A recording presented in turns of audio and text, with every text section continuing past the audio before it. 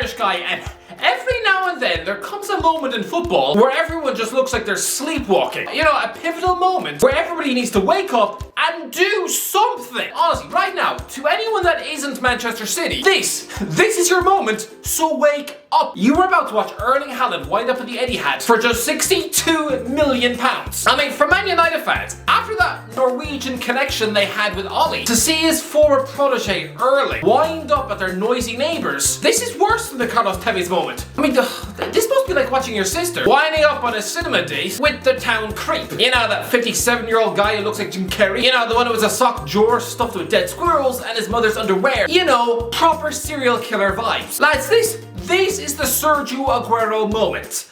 No, not the QPR goal one. Nah, the one where he signed for City unopposed in 2011. Without anyone really putting up much of a fight, Aguero, a man who turned into one of the GOATs of the game, was able to sign for Man City for the price of 3 Gervinhos. I mean, again, someone who in the Premier League looked A, mostly forehead, and B, was about as much use as an Easter egg in Qatar. I mean, think of the heat. It would just be brown, sugary slime, right? Like you just decided to pick up Susan Boyle's poo. Manchester United, they were in the building of Atletico Madrid in 2011, chose to ignore Aguero to instead just sign the goalie. Man United chose not to sign Aguero because back then apparently he was too expensive. I mean, says the club who that summer wasted the same paycheck on buying Phil Jones and Ashley Young. And I mean, 4 years later, you'd be spending that £35 million on a teenager who Wayne Rooney had never heard of. I mean, come on. Choosing to say no to Aguero, absolute lunacy right now, right? This isn't even just a message to Manchester United. It's to every massive club in Europe. How is Haaland seemingly walking on a gingerbread road to the Etihad without anyone stopping him? £62 million. Haaland is going to cost 3/4 of a Harry Maguire. He's going to cost just £25 million more than Tammy Abraham. It's £40 million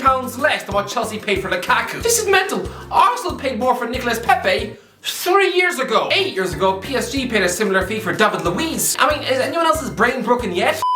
By the way, lads, trying to hit 150,000 subscribers as soon as possible. We're closing in, lads. Alright, let's try and get there before the end of the season. It's a big ask, but if anyone's gonna do it, it's all of you legends. Anyway, back into the video. I mean, Watford once put a £60 million price tag on Marlon King back in 2007. I mean, they wound up selling him to Wigan for 3, but still, Chelsea were willing to pay £60 million for Ruud van Nistelrooy 19 years ago. I mean, he's now 45 years of age, so I think this puts into context what a modern day bargain this is. But I'm guessing Borussia Dortmund chiefs, must feel like ripping off their own face with a fork. They've been put in this position so many times before. Elite footballers using their club as a stepping stone. I mean, honestly, that's all they are to these monster egos. Just a quick rebound fling. I mean, Christ, well, if I'm a Dortmund chief, then right now I'm too scared to look Jude Bellingham in the eye, because you just know he's one dodgy lasagna in the canteen away from sticking in a transfer request. Honestly, the entire club must be tiptoeing around him on eggshells. I mean, it's a bit like having that wife who's just looking for any excuse for a quick divorce. I mean, honestly, she comes home from work one day, finds a ketchup stain on the curtains, and then all of a sudden, you're spending the weekend living out of a school bag on your cousin's couch. But are we sure? Are we sure that Alf Ange Haaland is his dad? I mean, please, can someone do a DNA test? Just stick a swab up his nose. Because when Roy Keane was banned for admitting in his book that, yeah, he intended to injure Alf Ange Haaland in the Manchester Derby, did anyone think that at home, that wounded victim had a 9-month-old son who would one day be earning a base salary of £2 million a month? Once he goes to Man City, he basically wins the jackpot on a game show every 2 weeks. Are they really the genes of Alf? Someone who shares the last name as that old man of Home and Away? I mean, I would never dream of accusing Erling Saint Mum of anything untoward, but when they were living in Manchester, are we sure she wasn't sneaking off to David Beckham's house? Actually, no, that doesn't add up because Beckham usually fathers male supermodels, right? And Erling sadly looks a bit like a hobbit's foot. Okay then, maybe it's just a short-lived affair with Paul Scholes behind the bins of a Burger King? Maybe? I don't know, but how did Erling get this good? It's like if Joey Barton or Josh Brownhill or Glenn Whelan end up fathering the next Mbappe. Something weird is happening with the gene pool. Honestly, it's like he came out of the same petri dish as the Powerpuff Girls. I mean, not only is Erling Haaland clearly better than his dad, but I mean, he's he's better than any teammate his dad ever played with. And he spent 10 years in England. It's mental. How did Erling come out of that? What, was he dribbling past him in the park age 6 years old? But it's a very fitting fairy tale that Man City had one Haaland when they were poor, and now they get to have the world-class Haaland now that they're rich. I mean, it's the perfect symmetrical story of evolution. It's nice to have a father-son combo associated with a club, but in a way, it's a bit sad that Man United never ever showed an interest in Peter Schmeichel's son. I know he annoyed you all when he went to sign for Man City in his twilight years, but if you'd all just swallowed your pride and instead just offered Casper an academy deal in 2002, then he'd have probably been the successor to Edwin van der Sar, and he would have been for free. I mean, David De Gea is a great goalie, sure, but there's no legacy or history there. Christ love, he was a broken fax machine away from quitting for Real Madrid.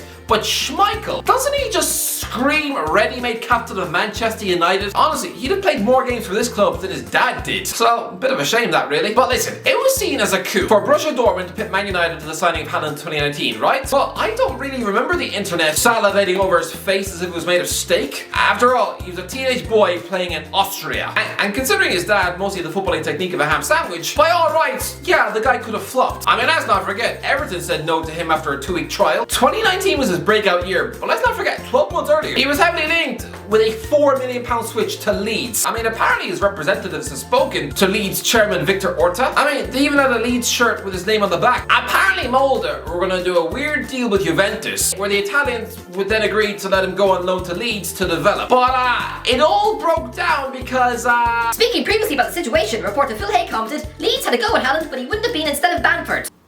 Wouldn't have been instead of Bamford. Look, I get it. A lot of football cynically centers around image. And yes, I get it. Bamford, in another life, looks like some teenage heartthrob who'd have finished 5th on the X Factor, while Haaland looks a bit like a constipated Pennywise the Clown. But as footballers, again, it's like comparing Kun Aguero to Andy Johnson. I mean, anyone remember that one season wonder for Crystal Palace in 2005? Honestly, deciding there's no room at the Ellen Road Inn because you've already got Bamford. Haaland even said back in 2017 that his dream was to win the Premier League with Leeds. I'm sorry, as soon as he said that, Gary Monk should have been on the first flight to Norway, ready to offer him a bag of sweets to smuggle him back overseas. I mean, it's like if some chubby woman who has a face that looks a bit like an armpit, it's a bit like if she finds out that Justin Bieber once showed an interest back when he was poor. Football as a whole absolutely neglected Erling Haaland. One Norwegian superstar was force-fed down our throats for years. Listen, Martin Odegaard is a decent player, but my god, I was listening to the media describe him as a Scandinavian Pele since he was 14. Honestly, it's mental how he's only 23 because honestly, we've all known about this guy for going on 9 years. I mean, remember what I said about image? Again, because he looks like a One Direction wannabe, with cheek dimples that would cut glass, having a very pinchable face for grannies, he was suddenly fast-tracked into the limelight. You know, as if he belongs in Norway's answer to JLS. Again, I'm not knocking him here. He is a good player. But a future Ballon d'Or winner? No, he's not even half the player Cesc Fabregas was at 23. I mean, this guy was given a tour of Europe's elite clubs, training with Liverpool, Arsenal, Bayern Munich. I mean, yeah, that was also the same season where Liverpool invited a teenage Dele Alli to train. Twice well, Stevie G's last season at the club. And he was instead surrounded by little boys. I mean, thank Christ Liverpool had failed in their bid to sign that unnamed 31-year-old from South Wales. It could have been a disaster. But there is no earthly way this boy merited a move to Real Madrid aged 15. But Haaland, this guy was seen as the unfashionable runt of the Norwegian litter. Honestly, I mean, it's like wandering through a zoo. Sure, everyone marvels and swoons at the pretty looking tigers, but nobody ever really wants to take a selfie with the pigs. And Haaland was Norway's pig. I mean, underage football tournaments are always seen as the place to scour young footballing talent, right? I mean, there's a reason the English media kept banging on about Ryan Brewster for 3 years. But in May 2019, Haaland scored 9 goals in one match at the Under-20 World Cup. He only scored in one game and instantly won the Golden Boot. He was still eligible to play for England at the time. Gareth Southgate should have spent the summer of 2019 camped on his lawn. Honestly, he should have just promised to give him free back rubs for the rest of his life. I mean, let him live in his Surrey mansion for a month. Promised to cook him a steak dinner every day of his 20s. Anything to get this Leeds-born guy into an England shirt. Instead, he does nothing, and for his next squad, just calls up Callum Wilson. I don't care if it was underage football. I don't care if he was up against amateur defenders who play club football with their mates. He scores a hat-trick of hat-tricks in a World Cup match. If Dominic Solanke had done that in an England shirt, time would have stood still. Manchester United manager Ole Gunnar Solskjaer urged to reunite with 9 goal sensation Erling Haaland. Yeah, that summer you had a Brighton forward, Leo Ostigard, telling Ole to sign Haaland. I mean, did he listen? Of course not. £17 million. Yeah, no, not 70, 17. Yes, teen.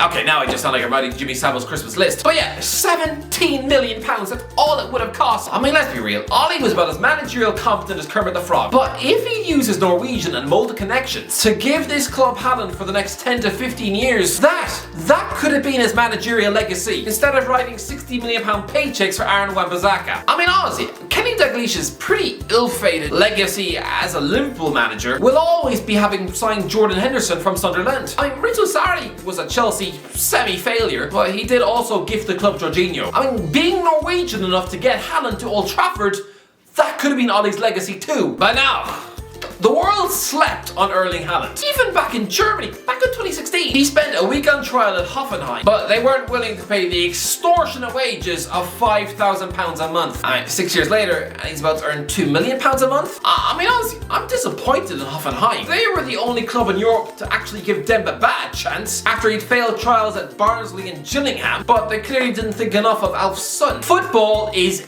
ignorant. I mean, it's always just left to Borussia Dortmund to give these guys a chance. Honestly, go back to 2009 and do a tour of the Premier League's top clubs and ask those one-dimensional, ignorant chairmen who they would rather sign. 21-year-old goal machine Robert Lewandowski from Lech Poznan, or teenage striker Connor Wickham from Ipswich. And I guarantee you, they would all have been picking Wickham. It didn't matter that Lewandowski was scoring 20 goals a season in Poland. The only team in England who wanted to sign him was Blackburn Rovers. He was on the same shopping list as Benjani, Pascal Chimbonda, and about 7 sausage pies. I mean, it was Big Sam. I mean, apparently West Brom decided against paying the £2.6 million asking price, instead spending that exact fee on Simon Cox from Swindon and prioritising a teenage Chris Wood.